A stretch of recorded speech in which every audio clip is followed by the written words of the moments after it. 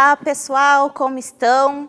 Estamos começando mais uma aula do programa Pré-ENEM Intensivão 2021. Partiu passar? Estamos na área das ciências da natureza, componente curricular de biologia. A aula hoje é a aula de número 11 e a primeira aula que nós vamos falar sobre genética. O meu nome é Helenise Pereira, sejam bem-vindos e bem-vindas à nossa aula. Bom, o que nós vamos abordar hoje? Vamos falar sobre a estrutura e a fisiologia celular, a fisiologia da célula. Vamos falar também sobre o metabolismo energético, um pouco da fotossíntese e também um pouquinho da respiração celular.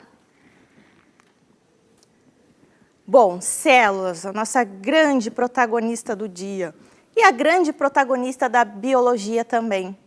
Por quê? Porque todos os seres vivos são formados dela.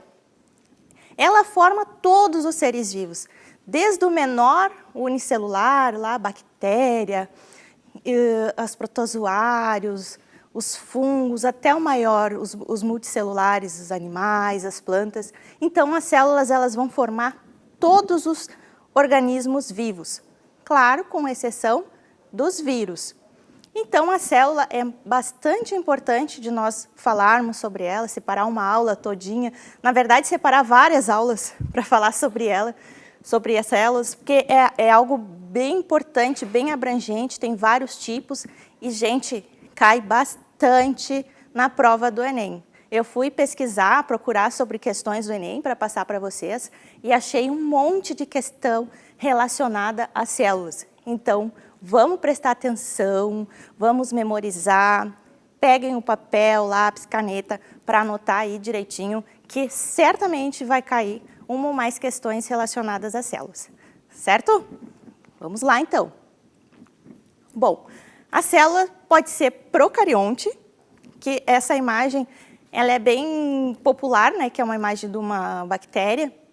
Então, ela é formada, essa bactéria, basicamente de parede celular, uma cápsula, plasmídio, material genético, os ribossomos e a membrana plasmática. Então, é uma célula, entre aspas, simples, relacionada a uma célula eucarionte. As células procariontes são basicamente das bactérias, tá? Somente das bactérias. Já a célula eucarionte pode ser animal, vegetal, alguns fungos, alguns protozoários, então é mais abrangente a célula eucarionte. Nós, seres humanos, nós temos a célula eucarionte, somos formados de células eucariontes. Então, nós podemos ver aqui uma célula mais robusta, tem várias organelas. Só relembrando, né, o que é organela? Organela é como se fossem esses pequenos órgãos dentro da célula, no interior da célula, que fazem a célula funcionar. Pensem num relógio e as engrenagens, um exemplo. Então, essas organelas elas vão funcionar como engrenagens para a célula. Então, podemos ver aqui várias organelas que nós vamos ver, resumidamente, basicamente, nos próximos slides.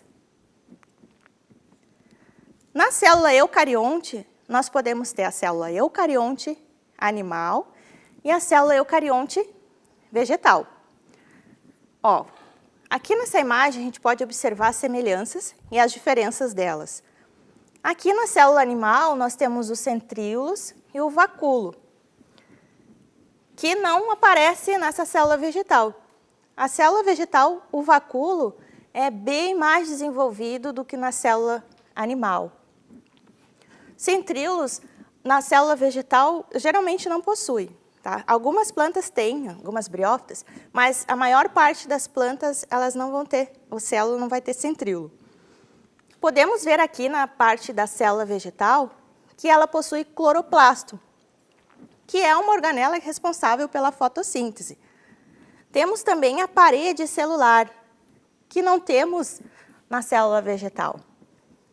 Tá? Então, essas são algumas diferenças.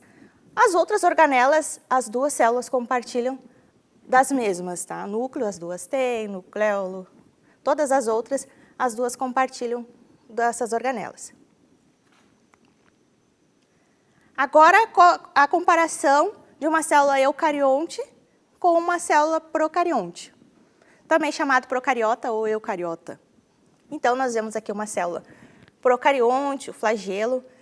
É bem importante frisar que olha o tamanho, bem pequenininho, uma célula procarionte, de 0,1 micrômetros a 10, e a célula eucarionte de 10 a 100 micrômetros. É bem maior, cabe muitas células procariontes, muitas bactérias dentro de uma célula eucariota.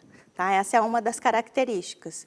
Então, nós vemos que a célula procariota tem somente algumas células organelas que a célula eucarionte tem, não tem todas. Tem só o ribossomo, a região do material genético, né, que não fica envolto por membrana nuclear, não tem um núcleo específico delimitado. Tem o citoplasma e tem a membrana plasmática, como a célula eucariota. As outras organelas, ela não vai possuir. Antes de começar nas organelas, falar sobre as organelas, eu quero dar um exemplo para vocês não esquecerem mais e não confundirem mais uma célula eucarionte e uma célula procarionte. É uma pequena representação que ela é mais assim a nível de lembrar, para vocês lembrarem na hora. Tá? É bem simples, mas acredito que vocês possam lembrar. Eu tenho aqui um ovo, tá? Faz de conta, vamos usar a criatividade e a imaginação aí agora um pouquinho. Faz de conta que esse ovo é uma célula. Claro que a célula é bem menor. Claro, não é assim. É só um exemplo para vocês imaginarem como funciona. Digamos que essa casca fosse a parede celular. Digamos que essa casca fosse a parede celular, ó, da rigidez, protege, tá? Quando a gente tira a casca, a gente vê uma membrana. Você está conseguindo ver a membrana? Tem uma membrana aqui, né, que separa a casca da clara. Então, essa membrana é como se fosse a membrana plasmática. Deixa eu descascando. Pronto. Ó, aqui é a membrana, como se fosse a membrana plasmática. Tá? Ah, tô tirando a parede celular, Eu não peguei uma faquinha, até me esqueci. Deixa eu ver se eu abro aqui, para não maltratar muito o ovo. A clara é como se fosse o citoplasma. E aqui a gema é como se fosse o núcleo da célula. E dentro do núcleo nós podemos ver o nucleolo. Claro que aí fica a nível da imaginação, tá? Só para vocês lembrarem, tá? Então, nós vimos aqui uma parede celular, a membrana, o citoplasma e o núcleo. Agora eu vou mostrar outra situação para vocês. Espera aí. Vamos usar o mesmo prato aqui para... Ih, eu estou fazendo uma bagunça. Depois eu limpo. Prometo, pessoal. Uma baguncinha básica. Vamos fazer outra situação. Aqui nós vimos uma exemplificação de célula vegetal, por causa da parede celular, né? Que a parede celular ela vai estar na célula vegetal. E a célula eucarionte animal, que vai ter só a membrana. Agora a gente vai ver uma exemplificação de uma célula procarionte.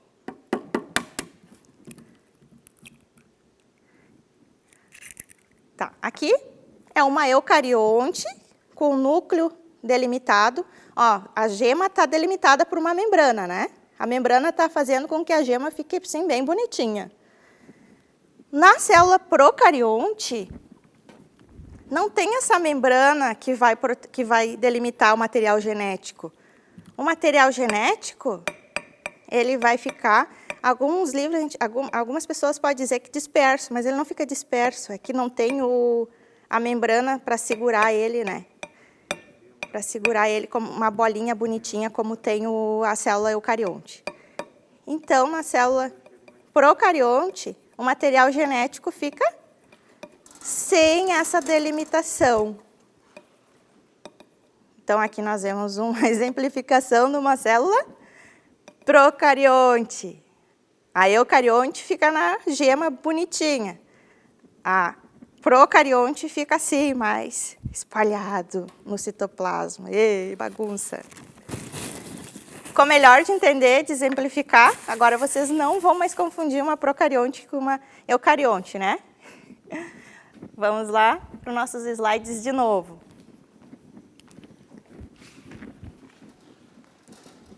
Membrana plasmática. A membrana plasmática, como eu mostrei ali com o ovo, né, ela vai delimitar o núcleo, a célula toda. Tem a membrana nuclear, que delimita o núcleo, e a membrana plasmática, que delimita toda a célula. Define seus limites e mantém as diferenças essenciais entre o citosol, o citoplasma, e o ambiente externo. Ela vai delimitar o ambiente interno do externo da célula. Ela também é chamada, esse modelo da membrana, também é chamado de modelo mosaico fluido, porque parece um mosaico, né, e ele é fluido. Vou mostrar para vocês no próximo slide que ele é fluido.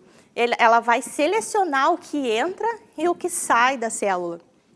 A gente pode ver aqui, ó, vou dar um foco aqui para o colesterol.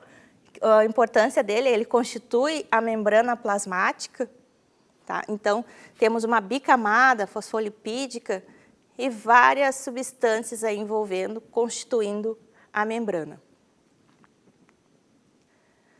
Os tipos de transporte da membrana. Como é que a membrana transporta as coisas?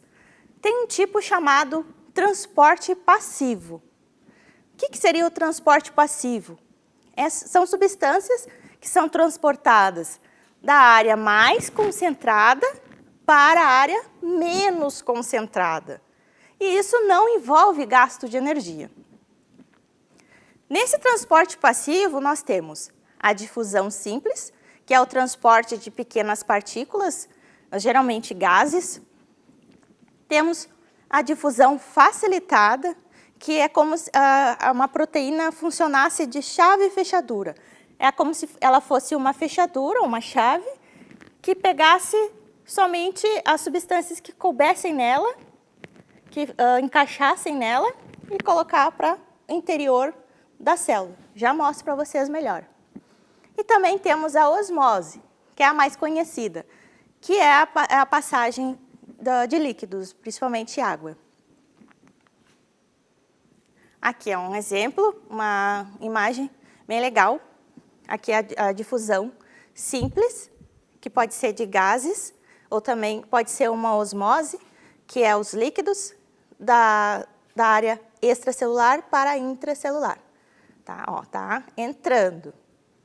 A alta concentração lá de fora para a baixa concentração lá de dentro. E aqui é a difusão facilitada, né? Que, como eu falei para vocês, que é um mecanismo como se fosse chave e fechadura. Ó, vem a substância, ela encaixa aqui no receptor, nossa proteína carregadora, e vai entrar na célula.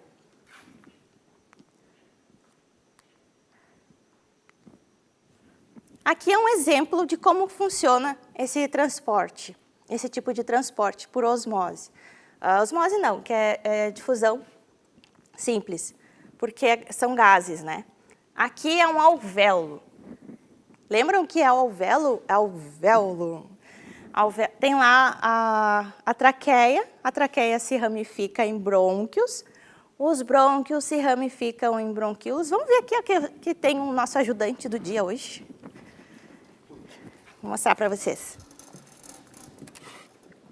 Temos a traqueia se ramifica em brônquios, os brônquios se ramificam em bronquíolos, que é essa parte azul. E na pontinha dos bronquíolos, que é esses pontinhos em azul, aqui nessa imagem, nas pontinhas, a gente tem os alvéolos pulmonares.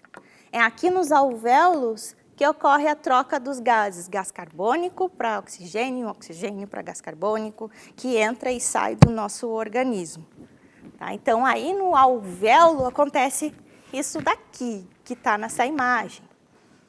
Vem o ar inspirado, ó, a pressão, bastante pressão de oxigênio.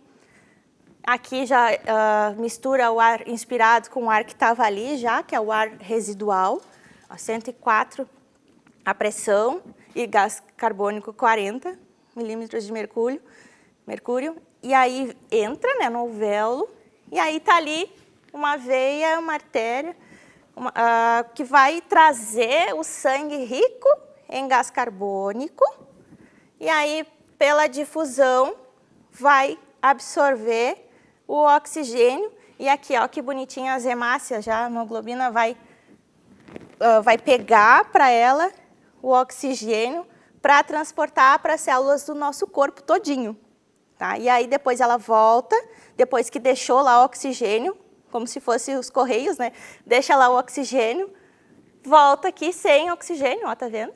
A hemoglobina sem o oxigênio. E o gás carbônico aqui para voltar para o alvéolo e ser expirado.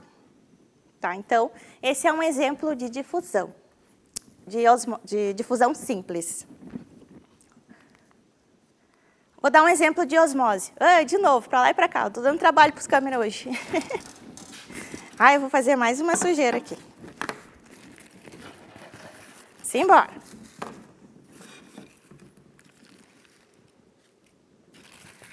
Isso aqui vocês não precisam ver, gente. Esse aqui não faz parte do experimento. Isso aqui vocês vão ver, deixa eu tapar. Olhem para cá, fixem aqui nesse prato. Aqui nós temos água, né? Ó, um líquido. Aqui nesse prato o líquido está bem concentrado. Aqui nós temos líquido nesse papel? Não, né? Está seco. Esse papel está seco. Então a osmose funciona assim, com líquidos, né? Do ambiente mais concentrado para o menos concentrado. O ambiente menos concentrado, então, vai absorver o líquido. E agora nós temos o líquido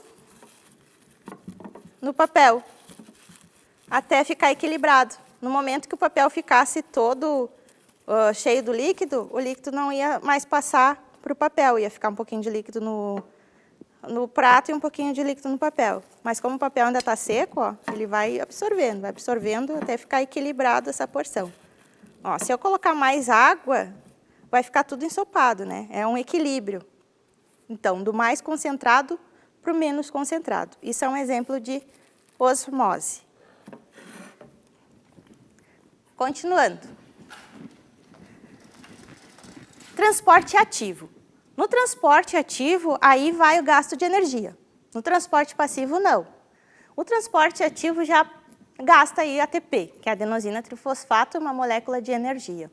Então, é ao contrário. É do ambiente menos concentrado para o ambiente mais concentrado. Isso é contra o gradiente de concentração.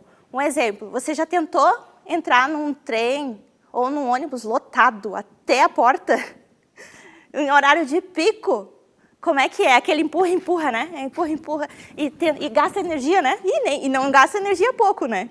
Gasta bastante energia. Imagina uma molécula saindo de um lugar menos concentrado para entrar num lugar mais concentrado.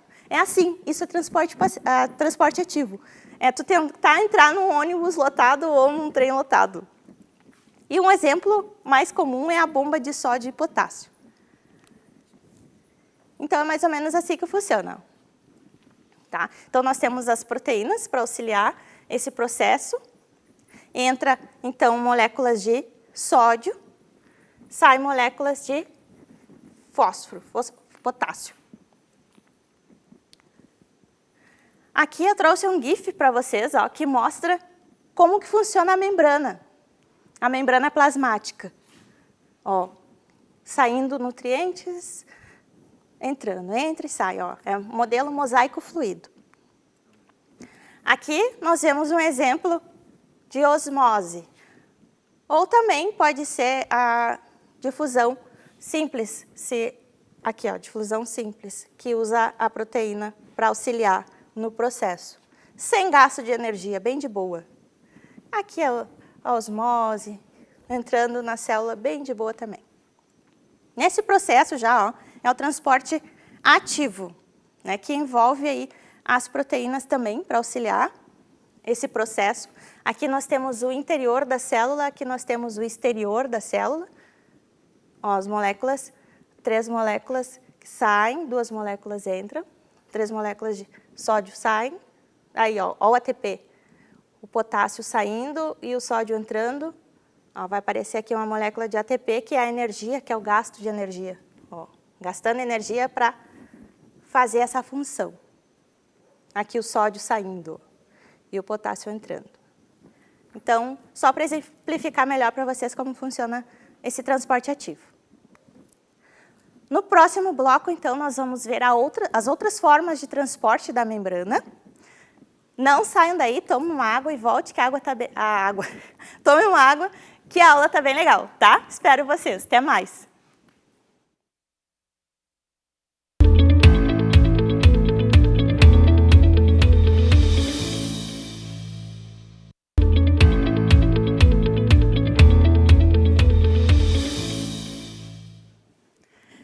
Oi de novo, voltamos então para o segundo bloco da aula de biologia. Lembrando, meu nome é Helenise Pereira e estamos vendo aqui sobre os transportes, os tipos de transportes que a membrana plasmática ela faz. Estamos vendo sobre as células na aula de hoje. Tá? Então vamos continuando. Paramos em endocitose e exocitose, que é um tipo de transporte, que são tipos de transporte também da célula, da membrana. Na pinocitose, a célula ela vai entrar na célula algumas partículas de água, líquidos. Na fagocitose, vai entrar na célula sólidos. Na exocitose, a célula vai fazer o caminho inverso, vai liberar essas substâncias para o exterior da célula. Um exemplo de fagocitose, né? Uma ameba, é um ser vivo, uma ameba. Então, tem o núcleo, aqui tem a célula bonitinha, tem a bactéria dando sopa ali no ambiente, a ameba vai tentar digerir, vai tentar se alimentar dessa bactéria, e aí ela vem como se fosse aqueles slimes, sabe? Aquelas melequinhas que as crianças gostam de brincar, e alguns adultos, né? Ela vem se movimentando, e aí chega na bactéria, e aí ela engloba a bactéria. E aí ocorre a formação de um fagossomo. Aqui está no interior já da célula, com o fagossomo, a ameba vai fagocitar essa bactéria, ela vai digerir, ela vai absorver os nutrientes dessa bactéria, e o que a ameba não quer mais, ela vai excretar para o exterior da célula. Não vai querer mais, está botando para fora daí. Que é a fase de pós-digestão. Eu amo esse GIF, é muito lindo. Olha, gente, aqui estão as hemácias, as células sanguíneas, no sangue. Aqui nós temos uma célula do nosso sistema imunológico que está indo catar lá, ó, a bactéria. Esse pontinho preto é uma bactéria. Esse daqui é uma célula do sistema imunológico, um neutrófilo, um macrófilo, e vai fagocitar essa bactéria. Ó, as hemácias, e ele vai lá, pum, fagocitar a bactéria. Lindo, né? Outra imagem, outro GIF aqui. Aí tem várias bactérias, né? Olha só. E a célula do sistema imunológico, um neutrófilo, um macrófilo ou algo assim, vai fagocitar a bactéria. É assim que o nosso sistema imunológico funciona. Uma das formas. Citoplasma. O citoplasma é aquele espaço da clara que eu mostrei para vocês no ovo no primeiro bloco. Então, o citoplasma ele é aquele espaço entre a membrana e o núcleo, que também é chamado de citosol ou hialoplasma. Ali ocorrem, então, as reações metabólicas da célula e também fica guardadinho as organelas. As organelas ficam no citoplasma. Citoesqueleto. O citoesqueleto ele vai ajudar o formato da célula, manter o formato da célula, vai dar rigidez para a célula, auxiliar nos movimentos e também vai constituir as proteínas tubulares. Então, aqui nós vemos um exemplo, ó, aqui é o citoplasma, Aqui temos uma organela, a mitocôndria. Ó, os microtúbulos, eles vão auxiliar, quando uma célula tem cílio ou flagelo, eles vão constituir. Os microfilamentos de actina, que são esses filamentos aqui, que vão auxiliar na movimentação da célula.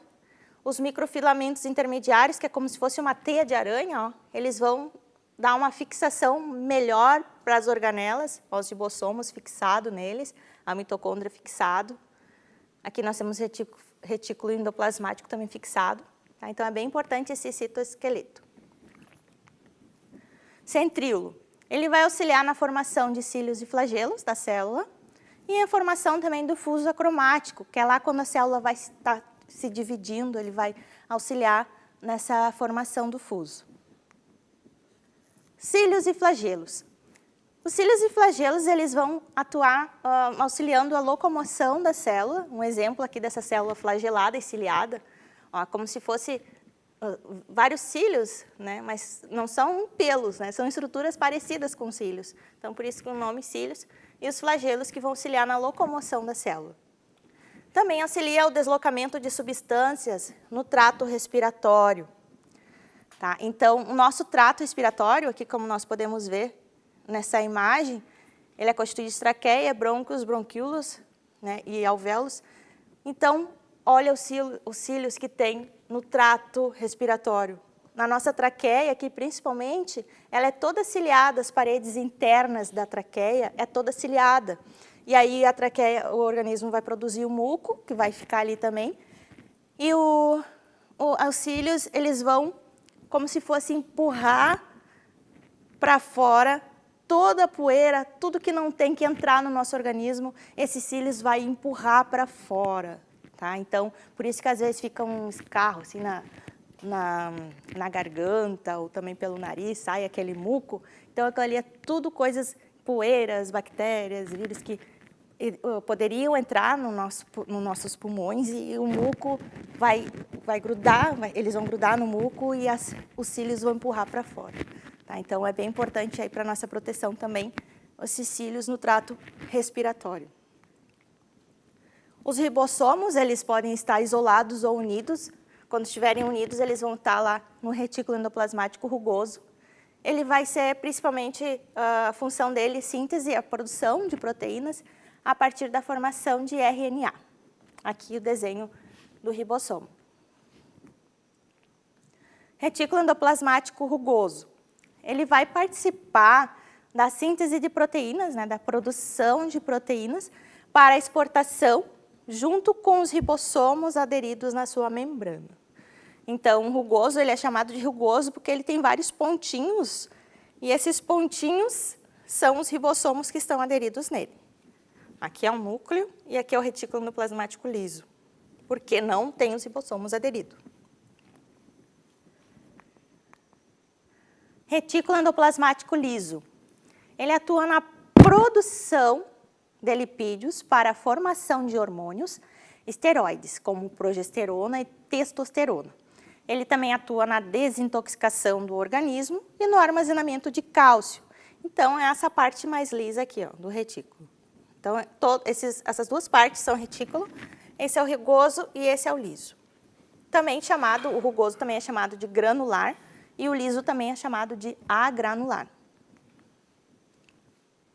Complexo golgiense. Ele atua no processamento de substâncias, na produção de carboidratos, na secreção de substâncias e na formação de lisossomos. E ele também é como se fosse a despensa da casa, tá? Ele vai guardar substâncias ali para quando o organismo precisar.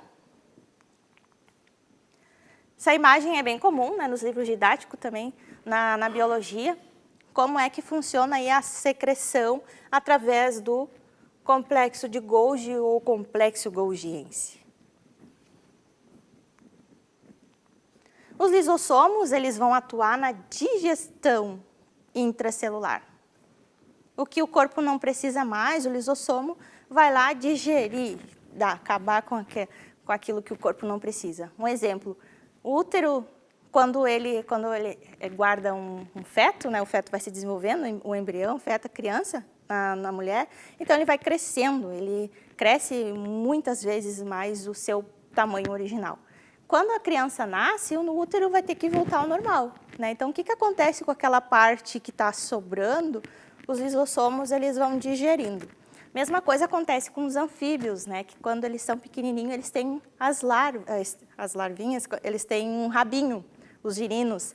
Então, eles têm um rabinho. Quando eles vão ficando adultos, eles vão perdendo, entre aspas, aquela cauda, né? Então, são os lisossomos que vão atuar digerindo aquela parte que o organismo não precisa mais. Núcleo.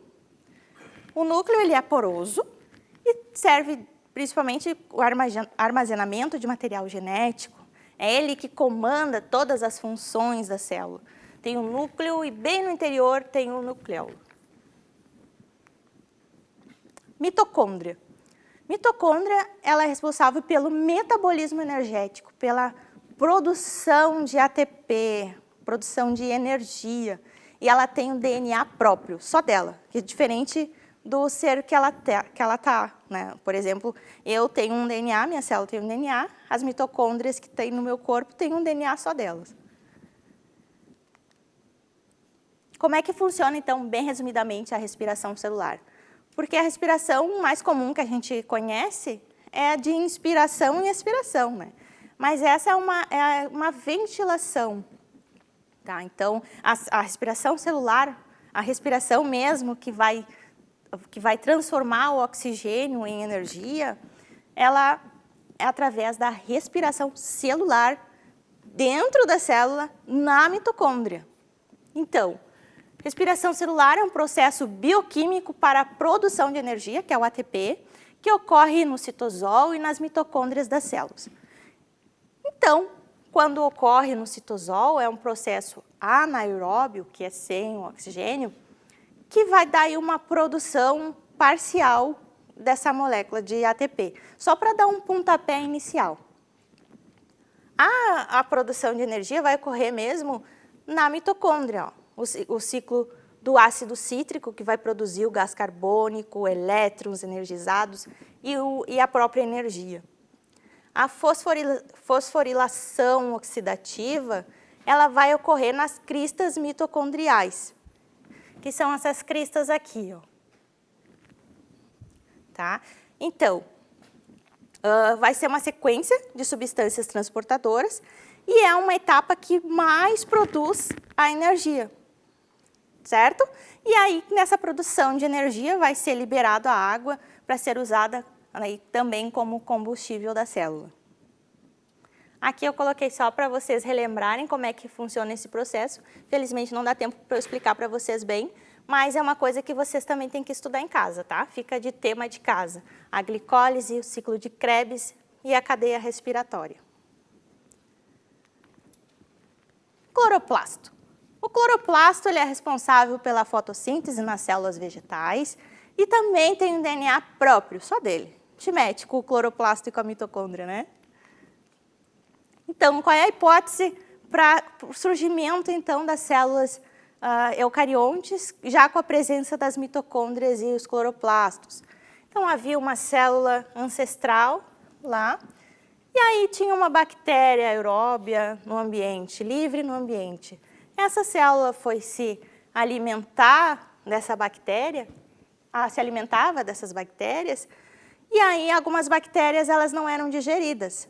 Essas bactérias que não eram digeridas, elas começaram um processo de simbiose, fornecer para a célula energia, e a célula fornecia uma proteção para essas bactérias. Aí ocorreu o processo chamado simbiose, que é onde ambas as partes se beneficiam. E essa simbiose foi sucesso, hein? O que aconteceu? Daí a célula pôde ter energia para ficar mais complexa e também evoluir. Então, deu origem às células eucarióticas, animais, e as vegetais. Nas vegetais ocorreu, então, o fagocitamento das cianobactérias, que posteriormente são os cloroplastos, e nas células animais, algumas bactérias que deram origem à mitocôndria. certo? Então, essa é uma hipótese da teoria simbiótica. A fotossíntese, então, de maneira básica, é o processo de produção de oxigênio, né, e glicose através do gás carbônico e luz solar e também dos nutrientes, né, que tem na Terra. Aqui essa imagem está bem completa, né, para vocês darem uma olhada, dar uma absorvida aí, dar uma degustada nesse processo todo da fotossíntese. Aqui nós temos no caule, né, o floema, onde desce a seiva elaborada, temos o xilema, onde sobe a seiva bruta, o processo de respiração. Então, a fotossíntese também é um processo bem importante que pode cair no Enem, tá? Como é que funciona? Vacúolo. O vacúolo, então, ele funciona para a digestão em uma célula vegetal, também para reserva de nutrientes e substâncias, serve também para defesa, porque ele pode armazenar toxinas, né, substâncias tóxicas para a proteção da célula, e regula a pressão osmótica. Parede celular. Lembrem da casca do ovo. Ela vai ter a função de proteção e suporte para a célula. Gente, isso aqui é uma dica, tá, para vocês estudarem para a prova do Enem ou vestibular. Façam uma tabela e escrevam nessa tabela todas as organelas que existem numa célula vegetal, numa célula animal, numa célula procarionte. Escrevam todas as organelas e do ladinho escrevam as funções principais. Tá? Escrevam no caderno para vocês estudando, porque isso aqui é uma base. Pode cair questões de diversos tipos. Se vocês não tiverem essa base, vai ser bem difícil vocês encontrar a resposta. Tá? Então, essa base é, assim, muito importante de vocês terem na ponta da língua. Tá, gente? Uma dica para vocês. Questões, então, do Enem relacionadas às organelas celulares. Primeira questão. A ação de uma nova droga antitumoral sobre o citoesqueleto foi investigada. O pesquisador comparou o efeito da droga na velocidade de deslocamento celular e na integridade de filamentos do córtex celular e de flagelos, conforme apresentado na figura. Então, na figura a gente pode observar aqui o efeito da droga em uma célula não flagelada e o efeito da droga sobre uma célula flagelada. Aqui nós vemos a velocidade do deslocamento e o tempo. E aqui, com a adição da droga. Então, nesse primeiro caso, vamos analisar esses gráficos. Nesse primeiro caso, ó, com a ação da droga, a velocidade de deslocamento foi caindo, ó, através do tempo. Ela foi ficando mais lenta. E houve alterações na superfície, ó, da célula. Nesse caso aqui, não houve efeito nenhum sobre a velocidade, ó, do deslocamento dessa célula. E a alteração também, houve uma alteração na superfície celular. Então, diante disso, o pesquisador concluiu que a droga age sobre os: letra A, microtúbulos apenas. Letra B, filamentos de actina apenas. Letra C, filamentos intermediários apenas. Letra D, filamentos de actina em microtúbulos. Letra E, filamentos de actina e filamentos intermediários. Então, vamos ver, ó, lembra lá que eu falei para vocês que é importante ter em mente quais são os conceitos e para que é a função principal deles? Então, qual é a função principal dos microtúbulos? Os microtúbulos, eles estão envolvidos lá na formação dos flagelos e dos cílios. Então, né, não vai ser essa questão. Filamentos de actina ele vai estar filamento de actina, ele vai estar relacionado à movimentação da célula. E não foi a movimentação da célula que foi afetada aqui? Olha só, nesse segundo momento, não. Mas nesse primeiro momento, sim, ó. Foram a movimentação da célula. Foi a movimentação da célula que foi afetada. Então, é bem provável que seja B, ó. Os microtúbulos aqui voltando, não é, ó, porque na célula flagelada não houve nada, assim, ó, o deslocamento continuou o mesmo, a velocidade. Então, não afetou no flagelo, não afetou. Então, não afetou os microtúbulos. Na letra C, filamentos intermediários, os filamentos intermediários lembram que ele está relacionado à fixação ali das organelas, então não diz respeito também a esse gráfico, a essa questão, já exclui. Filamentos de actina e microtúbulos, os microtúbulos a gente já excluiu lá na letra A. E filamentos de actina e filamentos intermediários, os filamentos intermediários a gente também já excluiu, aqui na letra C.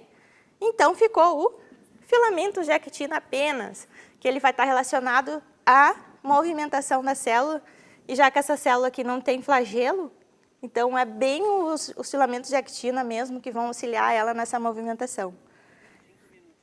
Então, afetou os filamentos de actina. Letra B. Segunda questão.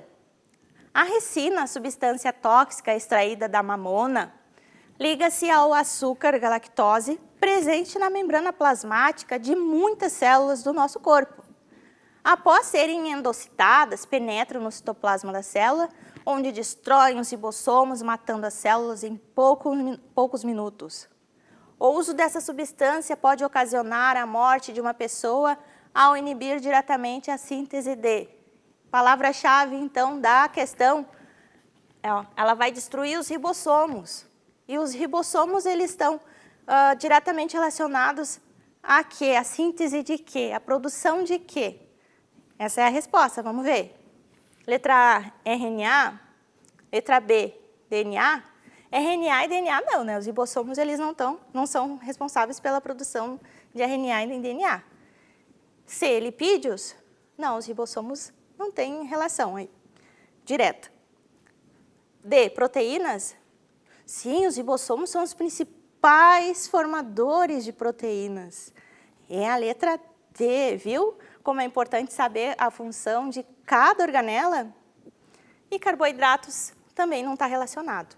Então, pega a palavra-chave da questão, ó, que destrói os ribossomos, e aí essa substância pode ocasionar a morte de uma pessoa ao inibir a síntese de proteínas. Destruindo os ribossomos, o organismo não vai produzir proteína suficiente, e aí dá problema. Última questão. O nível metabólico, como a gente tem pouco tempo, eu vou colocar uma questão mais curtinha. Essa aqui. Mitocôndrias são organelas citoplasmáticas em que ocorrem etapas do processo de respiração celular. Nesse processo, moléculas orgânicas são transformadas e, juntamente com o oxigênio, com gás oxigênio, são produzidos gás carbônico e também água, liberando energia, que é armazenada na célula na forma de ATP.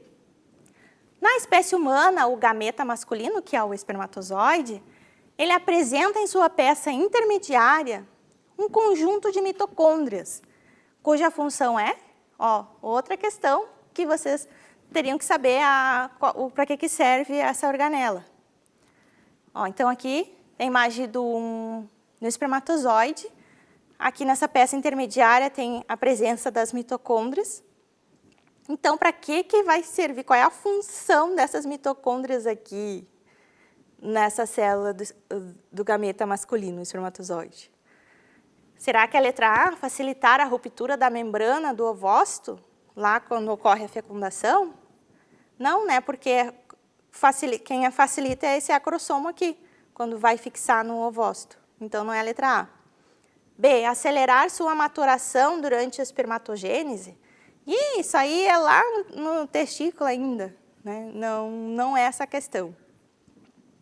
Localizar a tuba uterina para a fecundação do gameta feminino, não, esse processo de localização está mais relacionado a processos químicos, né, lá dentro do ambiente do útero, das trompas. Então, não é a letra C.